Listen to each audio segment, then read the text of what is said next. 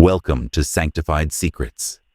On that cold November night in 1844, the most respected judge in Virginia made a discovery that would lead to 3 deaths and expose a secret that could destroy everything he had built.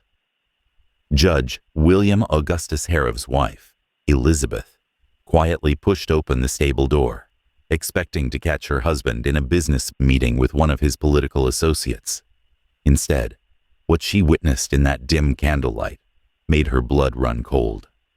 Her husband was on top of Marcus, their 23-year-old slave. Marcus's eyes were fixed on the ceiling, tears streaming down his face, his lips motionless, unmoving, silent, as if he wasn't even there. And the judge was moaning, "I love you," into Marcus's ear. But Elizabeth didn't become angry at her husband. Her rage turned towards someone else entirely. A few weeks later, 2 bodies would be found in that stable, and no one would ever know the full truth of Virginia's darkest secret. Now, let me take you back to that November night and tell you how a judge's obsession killed 2 people and how a slave died from the inside for 12 years. This isn't just a murder story. This is the most painful true story of homosexual obsession and forced obedience hidden in history. But first, hit that subscribe button and comment below which state you're watching from, because this story is more disturbing than anything you've ever heard. Now, let me take you back to where it all truly began. Not to November 1844, but to March 1832, when everything changed for both men. Spring in Fairfax County, Virginia, arrived with the smell of dogwood blossoms and the sound of mockingbirds calling from ancient oak trees. The Shenandoah Valley stretched green and fertile to the west, while to the east lay the chaos of Washington, D.C., only 20 miles distant. This was a land of contrasts. Gentlemen farmers who quoted Roman philosophers while beating the humans they owned. Politicians who spoke eloquently of liberty while their wealth depended entirely on slavery. Churches filled every Sunday with worshipers who saw no contradiction between Christian mercy and the whipping post. William Augustus Harrow was 32 years old in 1832, recently appointed as a circuit judge after 6 years as a prosecutor.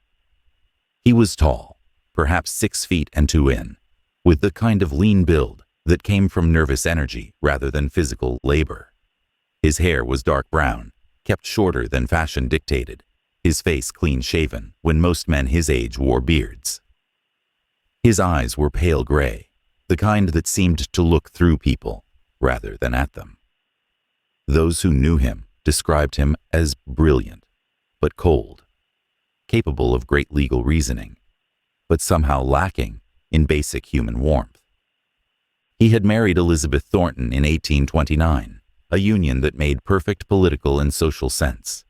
Elizabeth came from a prominent Richmond family with extensive land holdings and connections to Virginia's oldest families.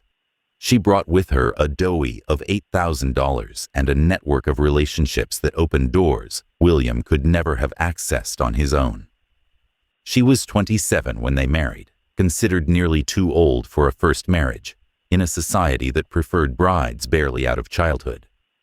She was handsome rather than beautiful, with sharp features, intelligent eyes, and a practical manner that suggested she understood exactly what kind of marriage this would be. They produced 3 children in quick succession: William Jr. in 1830, Catherine in 1831, and Robert in 1833.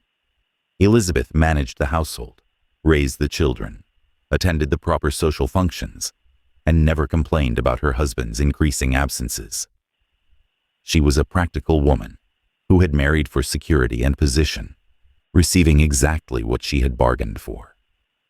If she noticed that William showed no real affection toward her, that their intimate relations were perfunctory and increasingly rare, that he seemed to find excuses to avoid her company, she never mentioned it. This was simply how marriage worked for people of their class.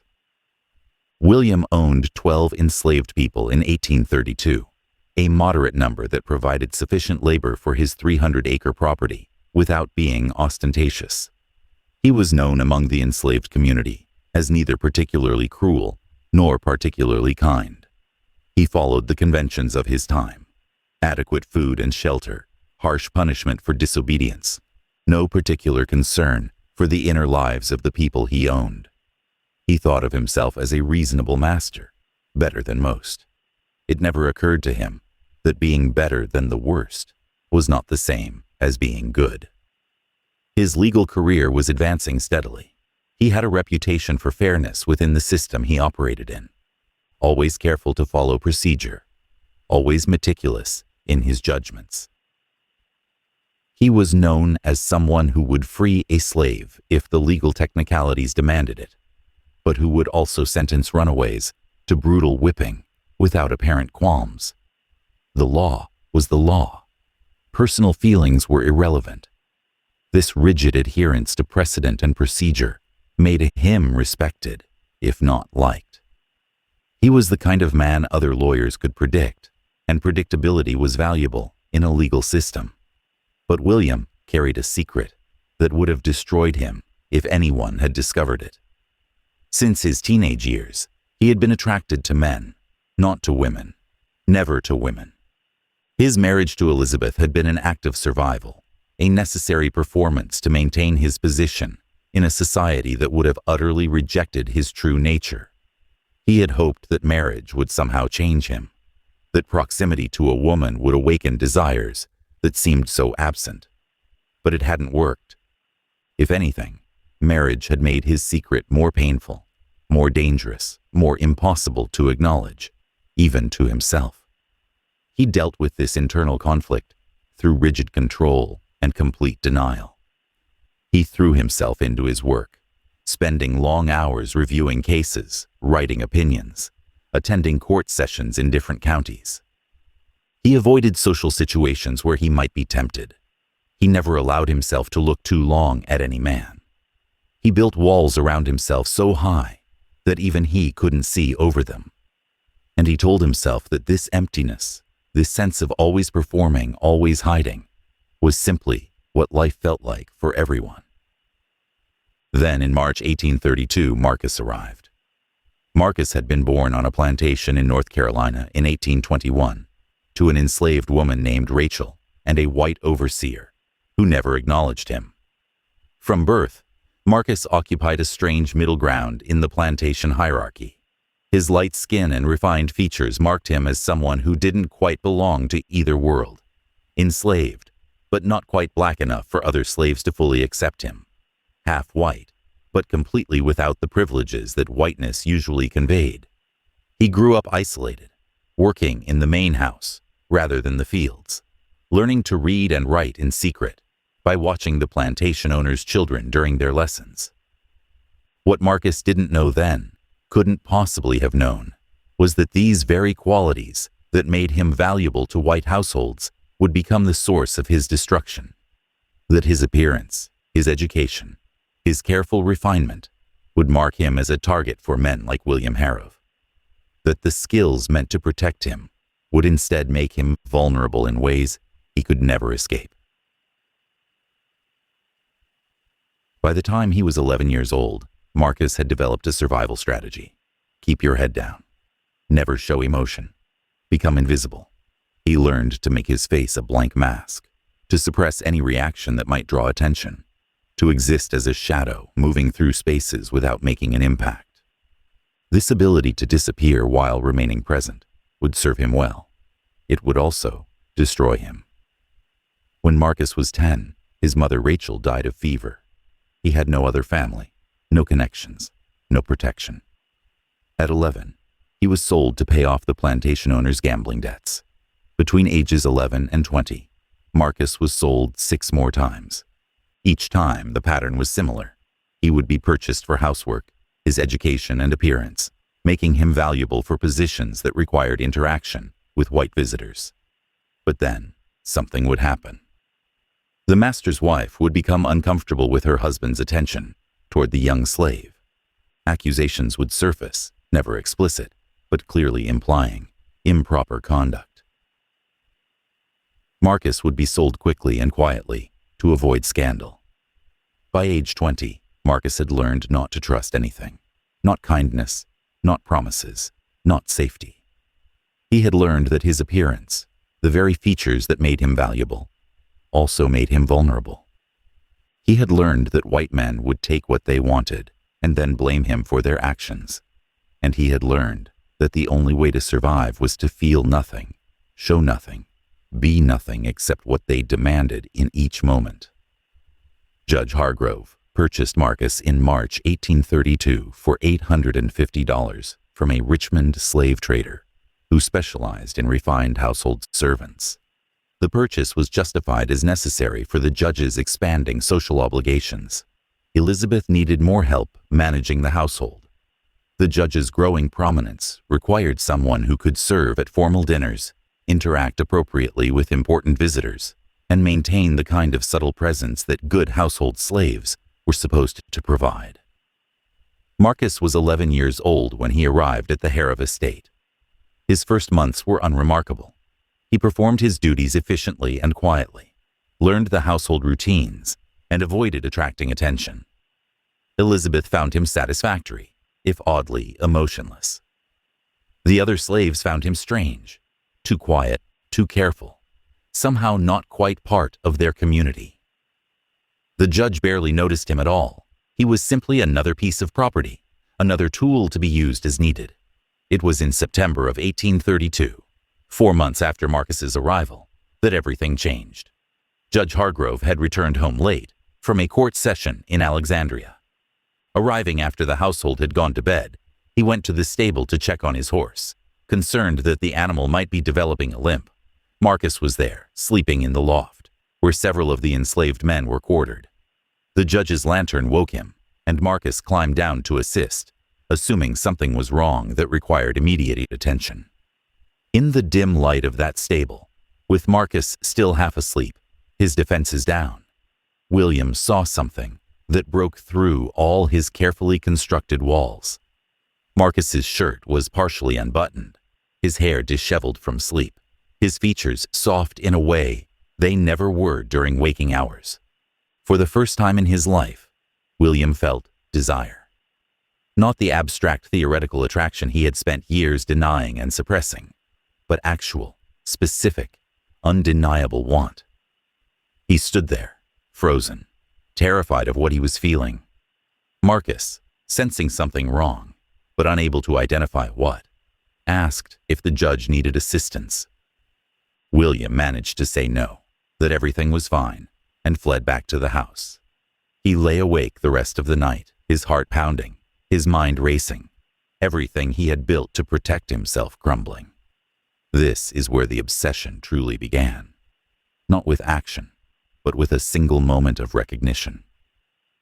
William had spent 32 years denying his nature, building a life around suppression and control. Now suddenly, he had an outlet. Not just any outlet, but one that was legally completely his property. Someone who could not refuse him. Someone who could not tell anyone. Someone whose consent was legally irrelevant. The moral horror of this should be emphasized. William was not a good man, corrupted by temptation. He was a man who saw another human being's powerlessness as permission. He saw Marcus's legal status as enslaved property, as an opportunity, rather than an injustice. The system that allowed him to own another person now provided him with access to someone who could not say no. For 3 months, William did nothing except watch Marcus. He would find excuses to go to the stable at night. He would observe Marcus working in the house. He would create tasks that required Marcus to work late alone. He was careful never to touch, never to speak inappropriately, never to do anything that might alert his wife or the other slaves. But Marcus knew. Of course, Marcus knew. He had experienced this pattern before. The watching, the attention, the inevitable conclusion. But what Marcus didn't realize was that William's obsession was different from what he had experienced with previous masters. Those men had been opportunistic, taking what they wanted quickly and moving on. William was building something in his mind, a narrative, a justification, a love story that would allow him to commit monstrous acts while believing himself to be romantic rather than criminal. This psychological foundation would make William far more dangerous than any casual predator Marcus had encountered before. Marcus's response was to become even more careful, even more invisible. He avoided being alone with the judge whenever possible. He worked harder, faster, trying to be so useful that he might be protected by his value.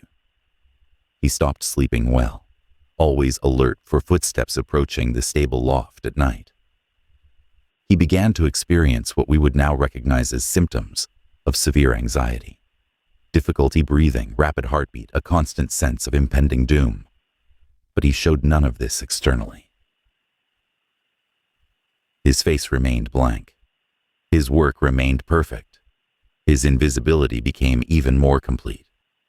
What no one in the Harrow household understood was that they were witnessing the slow construction of a tragedy that would take 12 years to fully unfold. That this moment of watching, of waiting, of building obsession was the foundation for everything that would follow. The deaths, the lies, the systematic destruction of human souls. It all began here, in these 3 months of silence before the first assault. On December 18th, 1832, Judge William finally acted on his obsession. He ordered Marcus to meet him in the stable after midnight, claiming there was an urgent matter requiring immediate attention. Marcus knew exactly what this meant. He had 2 choices: refuse and face certain punishment, probably sail to somewhere much worse, or comply and hope to survive. There was no third option. There was never a third option for people like Marcus. The stable on that December night was bitterly cold. Frost coated the wooden beams, and the breath of the horses formed clouds in the frigid air. A single candle provided minimal light, casting long shadows that seemed to move with malevolent intent. The smell of hay and horse and leather filled the space sense that would forever after be associated with trauma in Marcus's mind. Outside, the Virginia winter had turned the world silent and still. No one would hear anything that happened here. No one would come to help. Marcus was completely, utterly alone with a man who had absolute power over his body and his life. What happened in that stable was rape. There is no other word for it. It doesn't matter that William convinced himself it was something else. It doesn't matter that he whispered affectionate words. It doesn't matter that Marcus's body responded in ways that William interpreted as consent. When one person has absolute power over another, when refusal means punishment or death, there is no such thing as consent. There is only compliance born of terror. Marcus's response during and after the assault reveals everything about his psychological state. He did not fight. He did not cry out. He did not plead. He went somewhere inside himself, a mental space he had learned to access during other traumas in his short life. His eyes fixed on a crack in the stable roof. His breathing became mechanical. His body went limp except for involuntary responses he could not control. He disappeared while remaining physically present. Afterward, William was euphoric. For the first time in his life, he felt he had acted on his true desires. In his twisted logic, he had finally been honest with himself. He looked at Marcus and saw not a victim, but a partner. The fact that Marcus had not fought, had not screamed, had not tried to stop him, William interpreted as evidence that Marcus wanted this too. He told Marcus he loved him. He promised Marcus special treatment. He said they would be together, and Marcus said nothing. Just nodded. Just waited to be dismissed. Just went back to the stable loft and stared at the ceiling until dawn. This began a pattern that would continue for the next 12 years. 2 or 3 times a week, sometimes more, Judge William would summon Marcus to the stable. Each time the same script. William would convince himself this was love, this was mutual, that Marcus wanted this. Marcus would disappear inside himself and wait for it to end. And afterward, William would talk about how much Marcus meant to him while Marcus remained silent. The psychological torture this inflicted on Marcus cannot be overstated. He was being repeatedly raped, while his rapist insisted it was a love affair. His natural bodily responses, things he could not control, were being used as evidence of his consent. He could not fight back without risking death. He could not run away without being caught and likely killed. He could not even show his true feelings without potentially provoking worse treatment. So, he perfected his disappearing act. He became so good at emotional disassociation that even he sometimes couldn't feel anything at all. But there was one person who kept Marcus connected to humanity, his younger brother Daniel. Daniel had been born in 1829, 8 years after Marcus, to the same mother, but a different white father.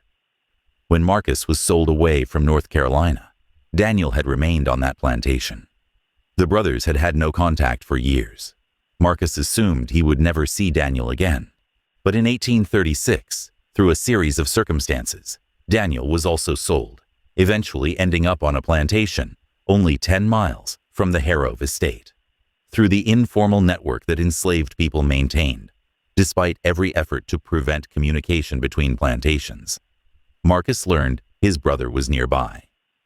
They began to exchange messages through trusted intermediaries, carefully coded communications that could not be traced back to either of them, if discovered. For Marcus, knowing Daniel was alive and relatively safe became his only source of hope. Every time Judge William assaulted him, Marcus would think about Daniel. Every time he wanted to give up, he would remember he had a brother depending on him. But Judge William discovered these communications in 1837, and instead of simply forbidding contact, he realized he now had perfect leverage to ensure Marcus's complete compliance. He told Marcus that if Marcus ever refused him, if Marcus ever showed any sign of resistance, William would ensure Daniel was sold to the worst possible situation. A sugar plantation in Louisiana, where enslaved people typically lived only a few years under brutal conditions, or a cotton plantation in Mississippi, known for literally working people to death. This threat changed everything. Before, Marcus had complied out of fear for his own safety. Now, he complied to protect Daniel. William had found the one thing Marcus cared about and weaponized it. And William was pleased with himself for this. In his diseased logic, this was proof of how much he understood Marcus, how deeply he knew him. He was providing Marcus with motivation to accept their relationship. He told himself he was being kind by not simply taking what he wanted by force. He was giving Marcus a reason to participate willingly. The mental gymnastics William performed to avoid confronting what he was actually doing are staggering. He never used words like rape or assault or coercion. He talked about their love, their special bond, their secret connection. He wrote poetry about Marcus in private journals that historians would later find and struggle to contextualize. He convinced himself that because Marcus had stopped showing fear, because Marcus's face remained blank during their encounters, because Marcus no longer tried to avoid being alone with him, this meant Marcus had accepted their relationship and perhaps even grown to want it. In reality, Marcus had not accepted anything. He had simply learned perfect disassociation. His mind would leave his body during the assaults. He would count ceiling beams or recite prayers his mother had taught him, or compose letters to Daniel in his head. His body would respond with biological reactions he could not control, which William would interpret as desire. But Marcus felt nothing, or rather he felt everything so intensely that his only survival mechanism was to feel nothing at all. The years passed. William became more prominent. His legal career flourished. He was known for his progressive views on certain issues, including speaking out against the worst excesses of slavery. He never saw the hypocrisy. He could condemn brutal overseers while being a rapist himself. He could advocate for better treatment of enslaved people while systematically destroying Marcus's humanity. He could present himself as a moral authority while committing acts that violated every principle he claimed to uphold. Elizabeth knew something was wrong with her marriage, but she could not identify what. William showed no interest in intimacy with her after 1833. He was always distracted, always distant, but he was also attentive enough to maintain appearances. He praised her management of the household. He provided well for their children. He never publicly embarrassed her. She had friends whose husbands were far worse. Drunks, gamblers, men who kept open relationships with enslaved women, and mulatto children who were unmistakably theirs. At least William was discreet about whatever he was doing. The other enslaved people on the Harrow estate noticed the judge's strange attention toward Marcus, but they were careful never to discuss it openly. Such knowledge was dangerous.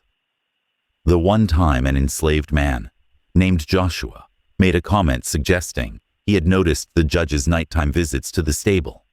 Joshua was sold within a week. The message was clear. No one talked about this. No one acknowledged this. It did not exist. Marcus grew older.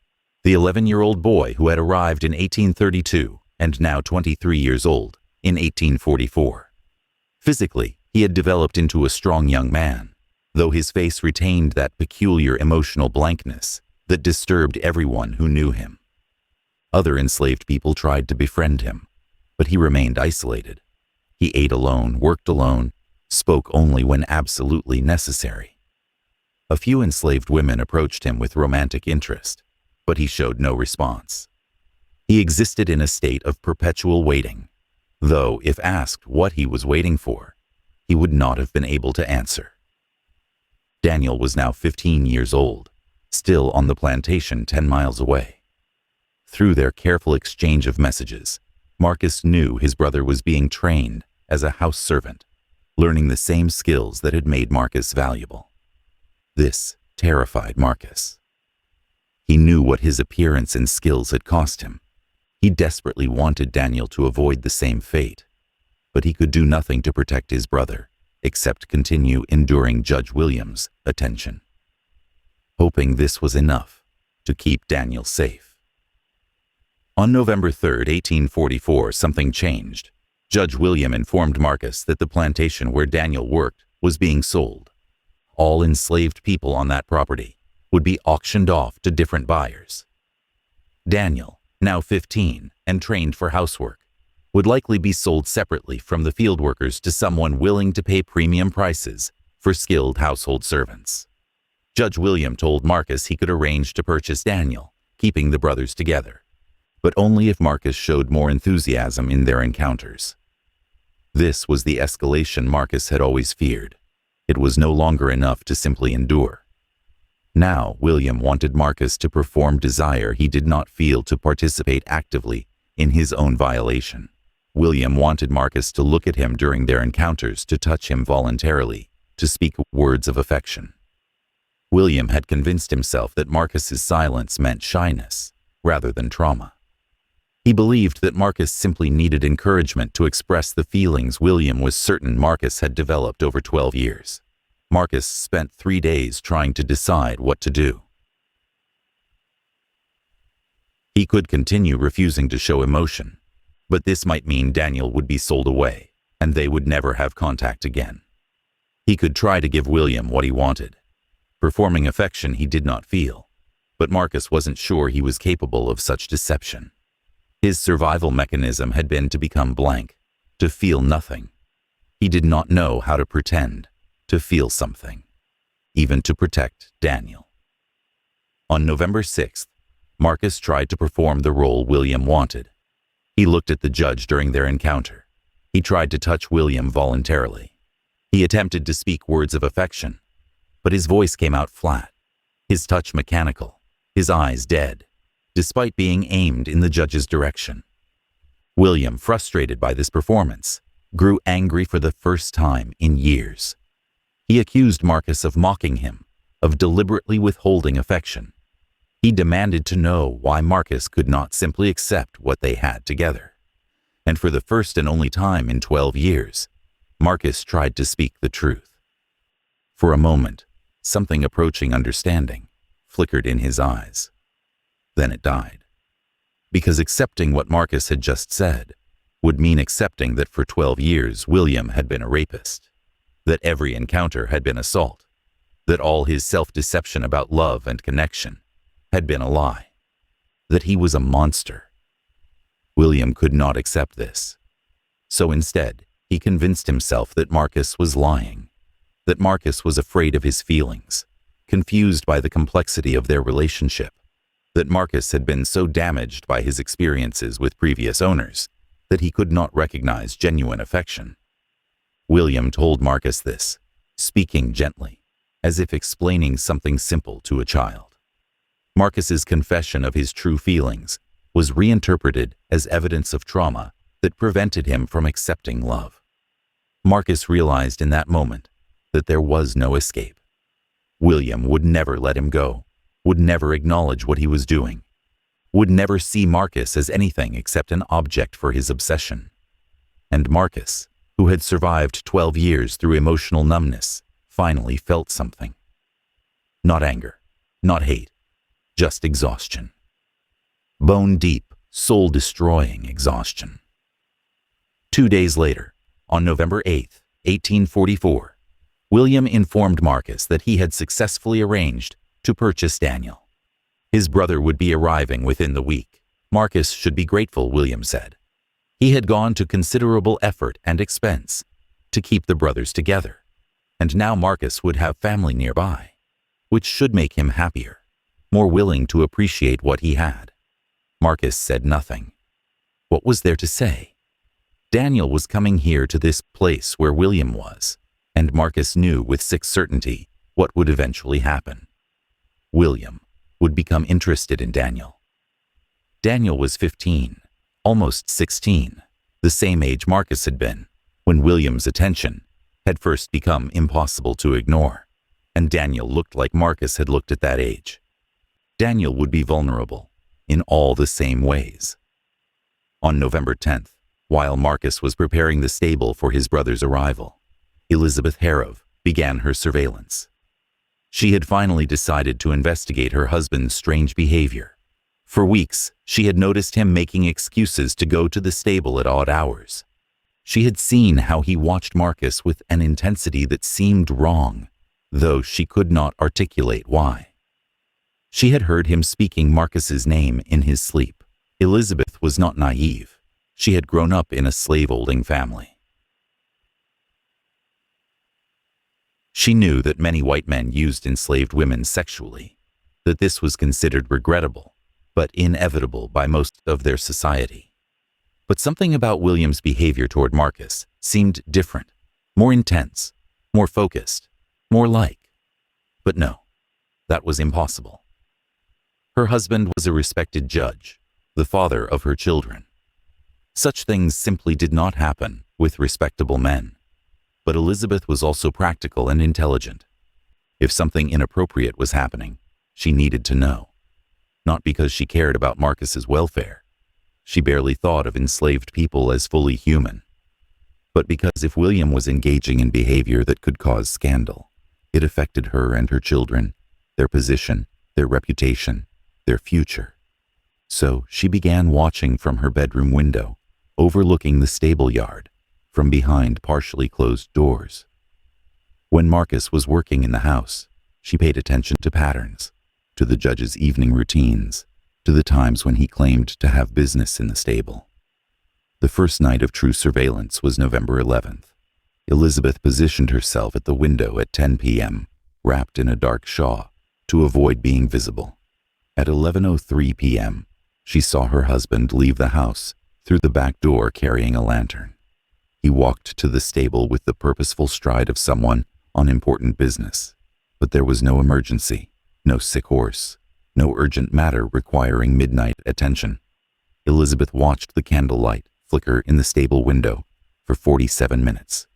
She counted. During that time, she saw shadows moving against the walls. 2 figures, one taller than the other. At times the shadows merged, at times they separated. She could not see clearly what was happening, but the positioning suggested something wrong. When William finally emerged, his clothing was disheveled, his hair mussed. He stood outside the stable door for several minutes as if composing himself before walking back to the house. Elizabeth pretended to be asleep when he entered their bedroom. She lay in the darkness, her mind racing, trying to understand what she had witnessed. The next night, she watched again. Same pattern. William leaving around 11 p.m., the candlelight, the shadows, the extended time in the stable, and something else. When William returned to the house, Elizabeth detected on his clothes the faint smell of sweat and something else, something intimate that made her stomach turn. On the third night, November 13th, Elizabeth decided she needed to see for herself exactly what was happening. Suspicion was not enough. She needed certainty. She needed to know what her husband was doing in that stable night after night. So she prepared carefully. Dark clothing that would not rustle, soft shoes that would not make noise on the gravel path, and courage born of desperate need to understand. November 13th was the night Elizabeth decided to see for herself exactly what was happening. William had gone to the stable around 11 p.m., claiming he needed to check on one of the horses that seemed unwell. Elizabeth knew all their horses were perfectly healthy. She waited 15 minutes, then followed. The stable door was slightly ajar. Candlelight flickered from within. Elizabeth approached silently, her heart pounding. She expected to find William with one of the enslaved women. This would be disappointing, but manageable. It happened in many households. She would speak to him privately, ensure it remained discreet, and life would continue. What she saw instead destroyed her entire understanding of her husband, of her marriage, of the world she thought she knew. William was on top of Marcus. They were both partially unclothed. William was moving, breathing heavily, speaking words Elizabeth could not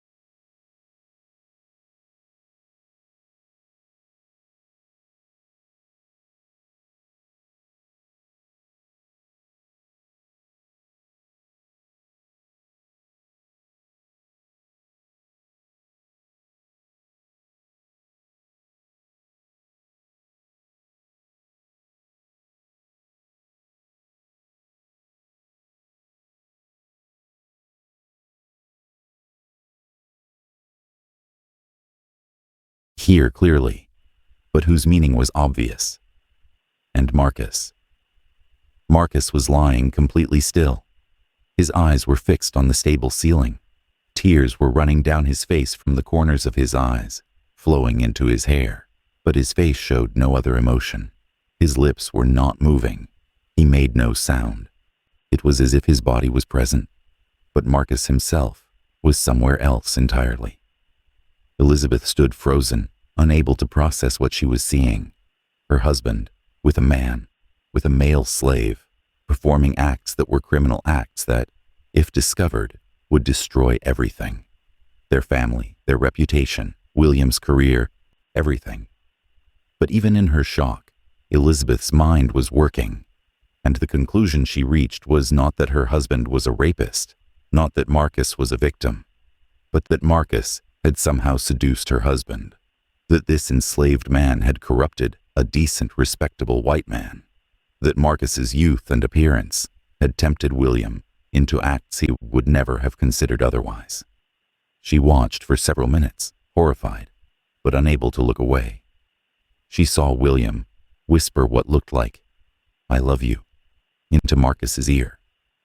She saw Marcus make no response at all, but she interpreted Marcus's lack of response not as trauma, but as manipulation, as if Marcus was deliberately withholding affection to maintain power over the judge.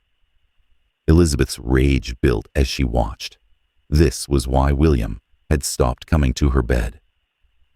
This was why her marriage had become empty, because this slave had stolen her husband, had corrupted him, had destroyed her family.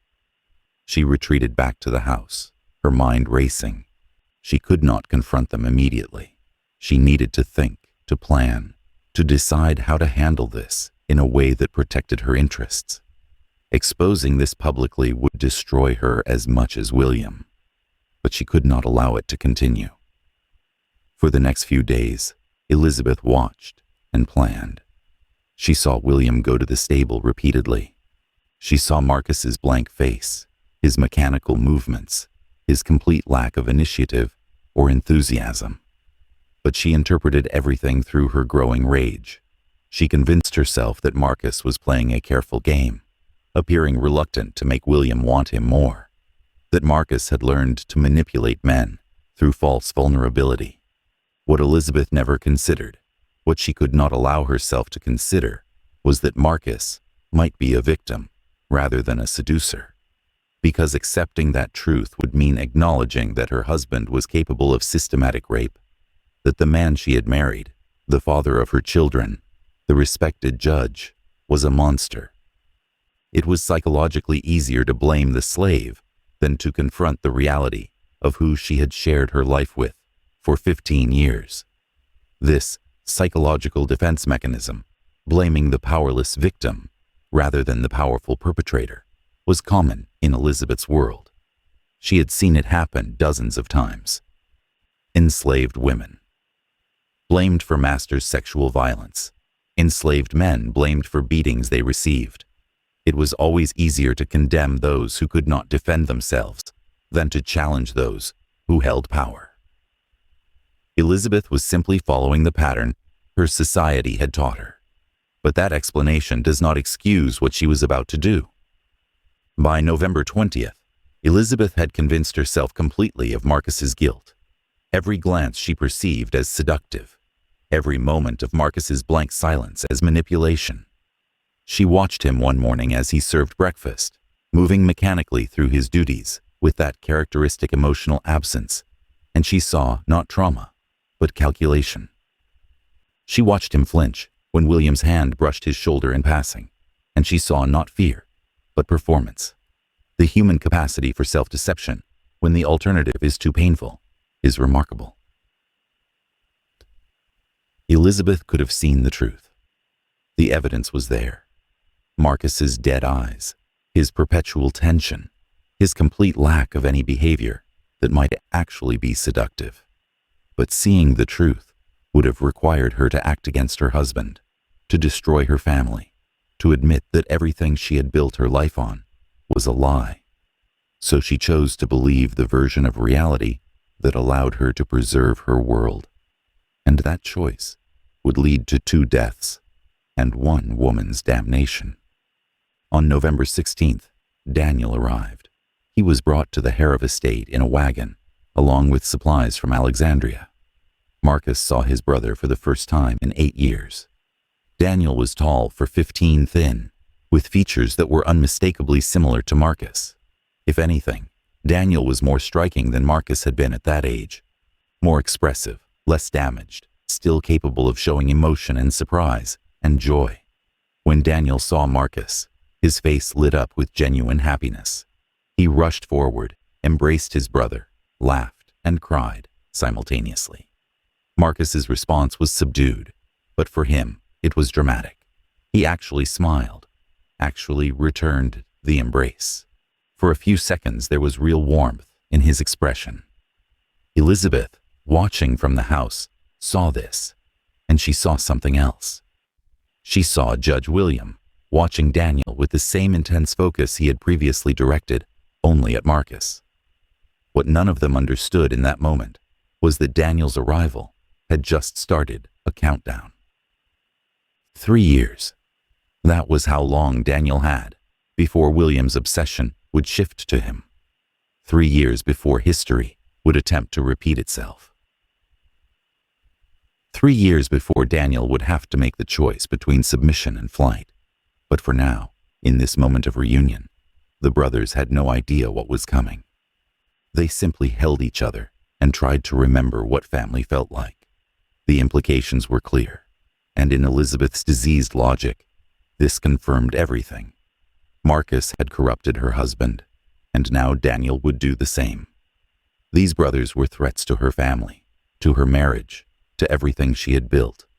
They needed to be removed. But if she simply sold them, William would find others. No, she needed to eliminate the problem in a way that would shock her husband back to decency. That would make him see the danger of his perversion. For the next week, Elizabeth continued her surveillance. She watched William's attention shift from Marcus to Daniel, though William had not yet acted on his interest in the younger brother. She watched Marcus begin to teach Daniel his duties, always careful to keep Daniel away from situations where he would be alone with the judge. And she watched Daniel's initial joy at being reunited with his brother slowly fade as he began to sense the tension in the household. The strange dynamics he could not understand, but instinctively feared. On the morning of November 23rd, Elizabeth saw William approached Daniel in the stable yard. He placed his hand on Daniel's shoulder, a gesture that would seem innocent to anyone else, but which Elizabeth now recognized as the beginning of grooming behavior. Daniel looked uncomfortable, but did not pull away. You could not pull away when a white master touched you. That evening, Elizabeth made her decision. She would confront Marcus directly, force him to admit his corruption, then eliminate him in a way that would appear accidental or justifiable. She would claim Marcus had attacked her, that she had defended herself, that this was unfortunate but necessary. No one would question a white woman's account of being threatened by a male slave, and with Marcus gone, William would be free of this corrupting influence. Her husband would return to normal. Her marriage would be restored. On the night of November 24th, Elizabeth waited until William had retired to his study after dinner. She went to the stable where Marcus was bedding down the horses for the night. She carried a pistol, concealed in the folds of her dress. She had never fired a gun before, but she had watched the overseer train enslaved men in shooting for hunting. She understood the basic mechanics. Point, pull the trigger. Simple. Marcus sensed danger the moment Elizabeth entered the stable. In 12 years of hypervigilance, he had developed instincts about threat. He straightened from his work with the horses, his face going carefully blank. "Ma'am, do you need something?" Elizabeth closed the stable door behind her. "I know what you've been doing, Marcus. I know what you've done to my husband." Marcus's heart began to pound, but his face showed nothing. "Ma'am, I don't understand. Don't lie to me." Her voice was shaking with rage. I've seen you in here with William. I've seen everything. Marcus stood very still. This was the confrontation he had feared for 12 years, the exposure that would lead to his death. Not at the judge's hands, but at his wife's, because of course she would blame him. Of course, she would see him as the corrupting influence. That was how this always worked. Ma'am, Marcus said carefully, I have never. You seduced him. Elizabeth was nearly screaming now. You used your appearance, your youth, to corrupt a decent man. You've poisoned my marriage, destroyed my family, and now you're after his brother. Did you think I would allow that? Marcus could have tried to explain, could have told her about the 12 years of rape, the constant threat, the way he had tried to resist. But what would be the point? She was not interested in truth. She had decided her narrative and his reality was irrelevant. So he said nothing, just waited to see what she would do. Elizabeth pulled out the pistol. Her hands were shaking. You will leave this estate tonight. You will run away. And when they find you, when they bring you back, I will testify that you assaulted me, that you tried to. She could not bring herself to say the words. They will kill you, and it will be your own fault. Marcus looked at the pistol, then at Elizabeth's face, then at the stable door. He could try to run, might even make it. But then what? Where would he go? How would he survive? And Daniel would be left here vulnerable, with no one to protect him or protect him from. I won't run, Marcus said quietly. If you're going to kill me, just do it. This response surprised Elizabeth. She had expected begging, pleading, offers to leave, anything, except this calm acceptance. It threw her off balance. You don't get to decide. You don't get to just. The stable door opened. Judge William stood in the doorway, a lantern in his hand. He had heard raised voices from the house and had come to investigate. He saw his wife with a pistol. He saw Marcus standing very still, unnaturally calm. He understood instantly what was happening, or at least he understood part of it. Elizabeth, William said carefully, put down the gun. You knew I was here. Elizabeth's voice was shaking. I heard shouting. What are you doing? What am I doing? What are you doing? Elizabeth's rage redirected toward her husband. I have seen you, William. I've watched you for days. I know what you've been doing with this slave. How could you? How could you do this to me, to our children, to yourself? William went very pale. For 12 years, his greatest fear had been discovery, and now it had happened. But his reaction was not shame or admission. It was denial and counterattack. I don't know what you think you saw, but don't you dare lie to me. Elizabeth was screaming now. I saw you with him in this stable, doing things, performing acts. She couldn't finish, but she didn't need to. The truth hung in the air between them, impossible to ignore. William's face went through several expressions: horror, fear, then something hardening. Even if what you're suggesting were true, which I am not admitting, how is that Marcus's fault? He is property. He has no choice in anything. If anyone bears responsibility, it would be me. This was the closest William had ever come to acknowledging what he had been doing to Marcus. Not an admission of rape, not recognition of the power dynamics, but at least an acknowledgement that Marcus had no agency in their encounters. But Elizabeth, in her rage and jealousy, heard this as William defending Marcus, choosing the slave over her. You're defending him after what he's done to our marriage. He hasn't done anything. William stopped because to truly defend Marcus, he would have to admit that Marcus had never wanted any of this, that every encounter had been coercion, that William had been raping someone for 12 years, and William still could not face that truth.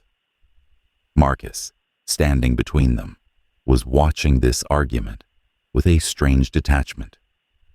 These two people were arguing about him as if he were not even present, discussing his life, his body, his agency, without once asking him what he wanted or felt.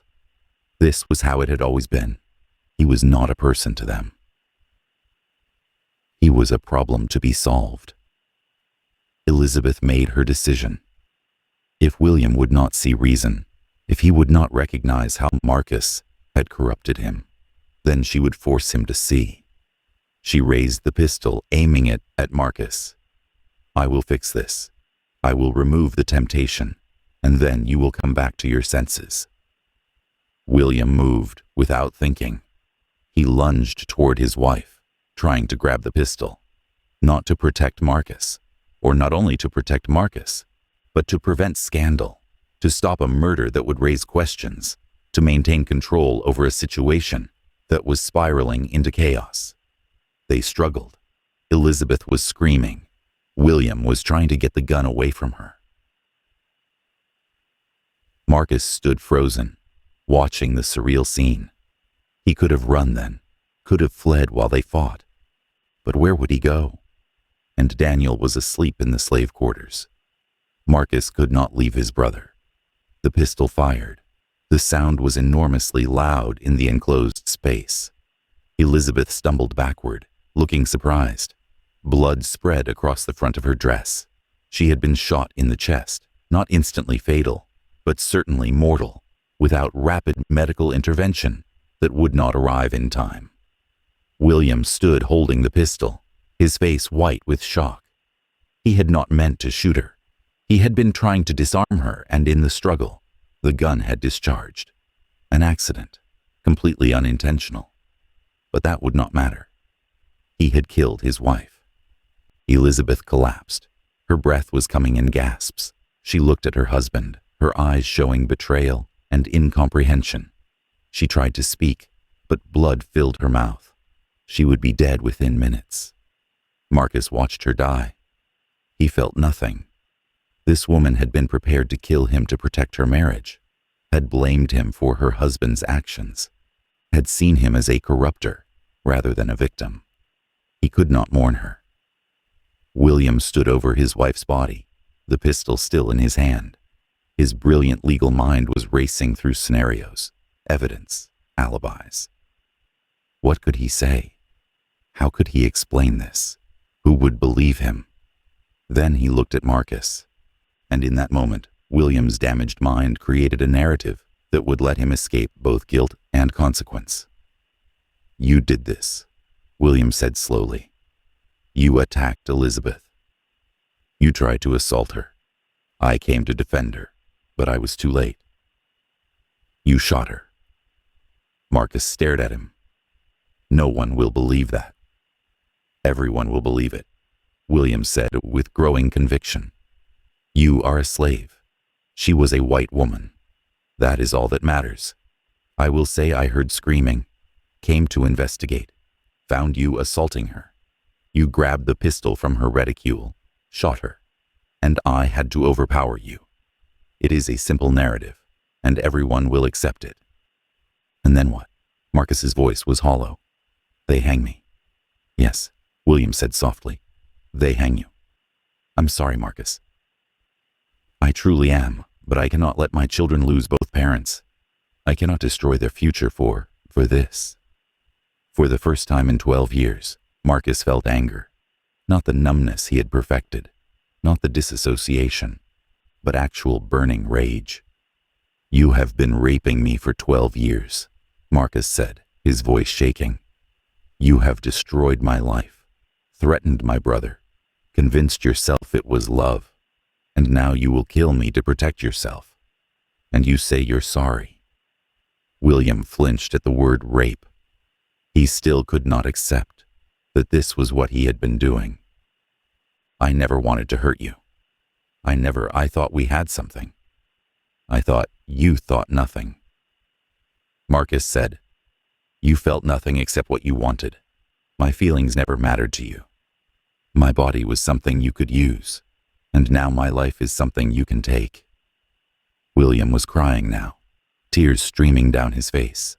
"I don't want to do this. Please understand. I don't want to do this."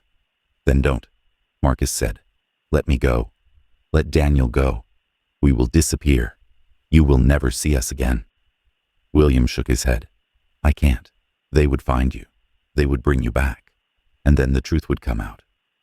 No. This is the only way." Marcus looked at the man who had tortured him for 12 years, the man who was about to kill him, and he understood that there had never been any chance of survival. From the moment William had first looked at him with desire, Marcus's fate had been sealed. "Then do it quickly," Marcus said. He was too tired to fight, too. "And promise me Daniel will be safe, that you will never touch him, that you will sell him to someone good. Please, that is all I ask." William nodded, crying harder. "I promise, I swear it. Daniel will be safe. I will make sure of it." It was a lie. They both knew it was a lie. In 3 years, Daniel would be exactly the right age, and William's obsession would find a new target. But Marcus needed to believe it, needed to die, thinking his brother might be safe. But before William could raise the pistol, something darker took hold of him. His eyes moved from Marcus to Elizabeth's body, still warm on the stable floor, blood pooling around her. Then back to Marcus, and in that moment, the full depth of William's depravity revealed itself. "One last time," William whispered, his voice shaking, "before you leave me forever. One last time, so I can remember." Marcus's eyes widened with horror as he understood what William meant. "No," Marcus said, his voice breaking for the first time. "Please, not with her. Not while she—" But William was already moving toward him, the pistol temporarily forgotten, placed on a nearby hay bale. His hands reached for Marcus with that familiar possessive hunger that had defined 12 years of torture. Marcus could have fought, could have grabbed the pistol, could have tried to run, but 12 years of conditioning had destroyed his ability to resist when William touched him. What happened next, with Elizabeth's corpse cooling mere feet away, with her blood still fresh on the stable floor, was the final and most complete violation of Marcus's humanity. William took him one last time, his ears falling on Marcus's face, whispering declarations of love that made Marcus want to scream. Marcus's eyes fixed on the ceiling, counting the beams, as he had done hundreds of times before. But this time, silent tears streamed down his face, into his hair. This time, his body refused to disappear completely. This time, he felt every moment of his final degradation.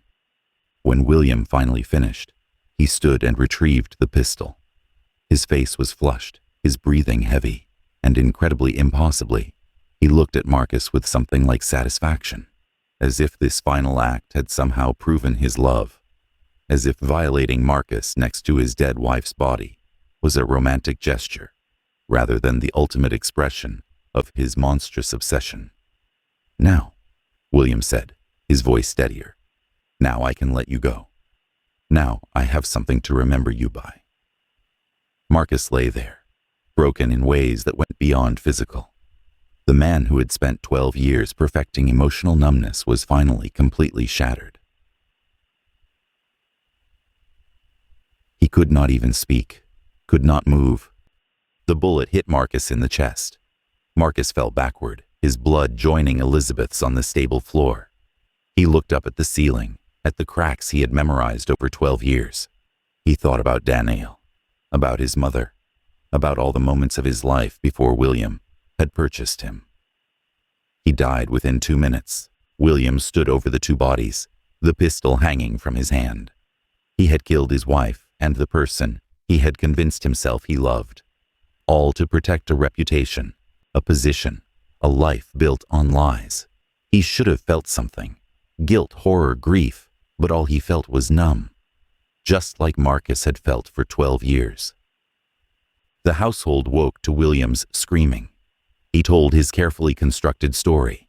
Marcus had attacked Elizabeth, shot her. William had fought Marcus, killed him in self-defense. The other slaves were questioned and confirmed that William had been in the house earlier, that only Marcus had been in the stable. No one questioned the narrative. Why would they? It fit perfectly with their assumptions about dangerous slaves and vulnerable white women.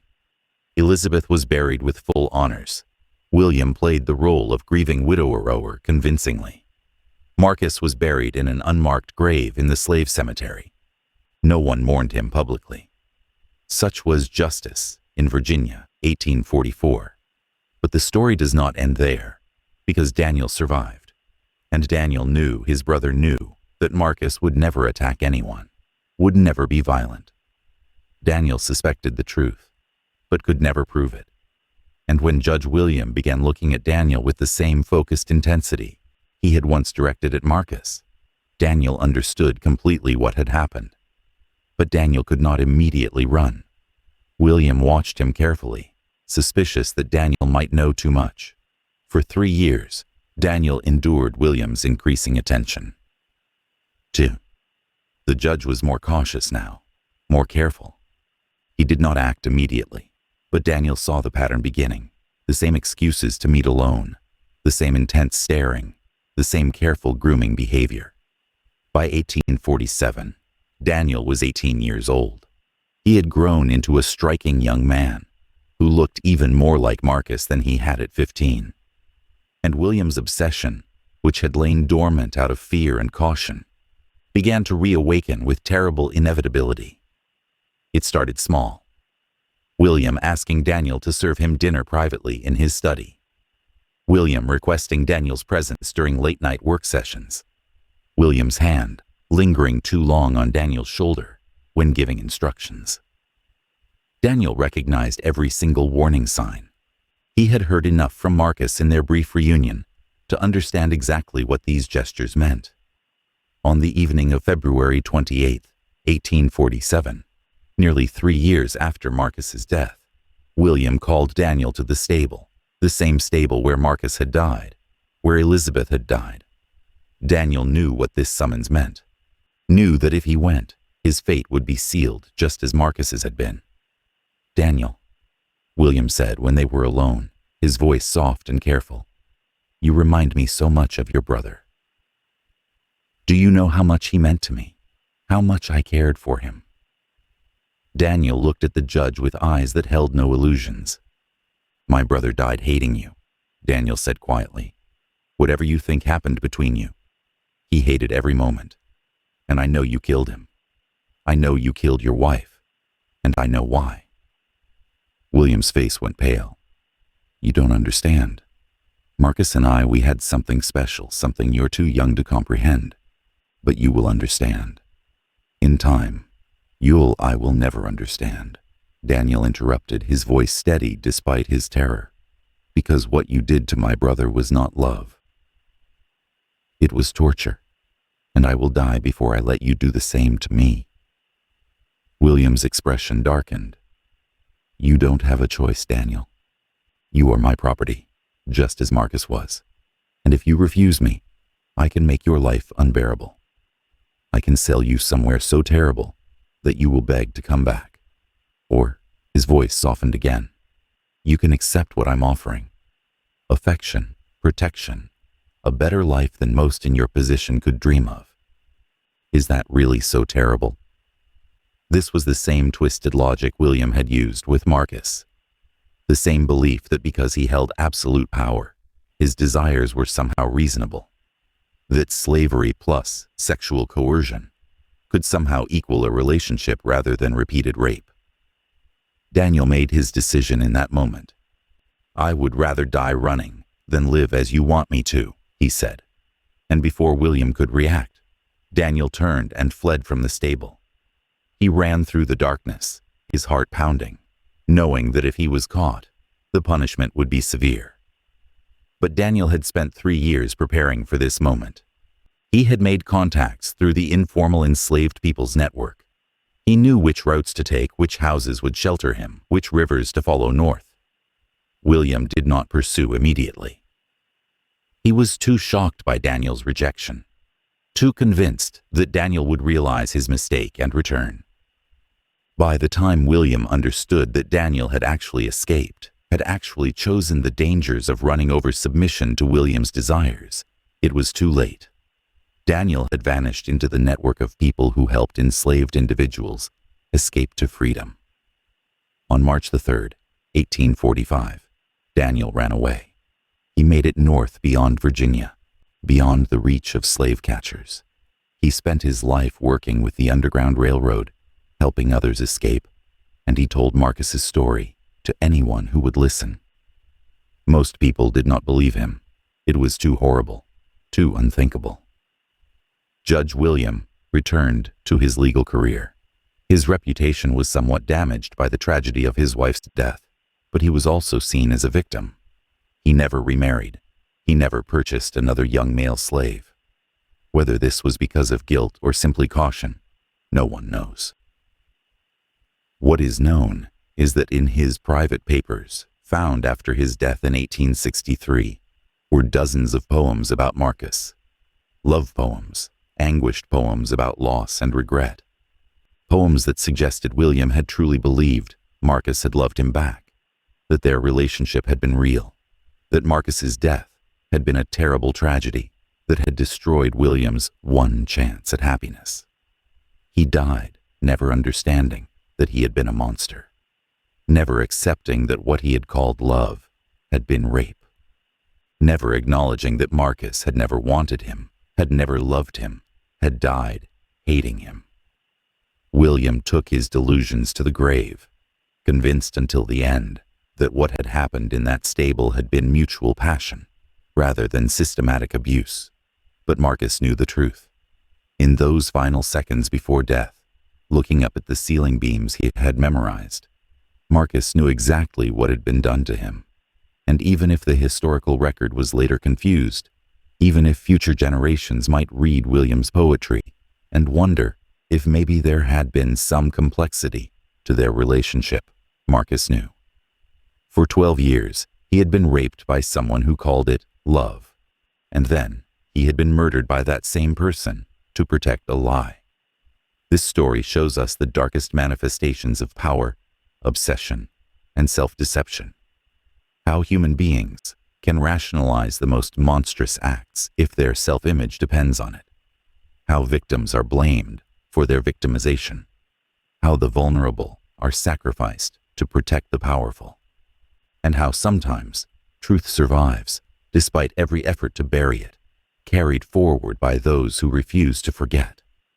If this dark true tale has disturbed you, if Marcus's story has made you think about the countless others who suffered and died without their stories being told, then take a moment to subscribe and share this video. Hit the notification bell so you never miss a story, and comment below with your thoughts. Do you believe Judge William actually thought he loved Marcus, or did he know what he was doing and simply refused to admit it? These questions matter because variations of this dynamic still exist today. Wherever power imbalance allows some people to rewrite reality to suit their needs. The next time someone tells you the past was simpler, that certain issues are modern inventions, remember Marcus. Remember how 12 years of his life was stolen by someone who called it love. Remember how he died to protect a powerful man's reputation. Remember that human suffering is not new, and neither is the powerful lying to themselves about the harm they cause. 3 years after Marcus's death, Daniel sent a letter to a northern newspaper detailing his brother's story. The paper ran a brief notice, but most readers dismissed it as abolitionist propaganda or exaggeration. The truth was too disturbing to be believed. But Daniel kept telling the story, and eventually some believed him, and those believers told others. And slowly, despite Judge William's best efforts to control the narrative, despite the convenient legal conclusions that protected his reputation, the truth of what had happened spread through the networks of people who understood what slavery really meant, what it cost, who it destroyed. Marcus's grave remains unmarked somewhere on what was once the Harrow estate. Daniel died in 1891, having spent his life fighting against the system that had killed his brother.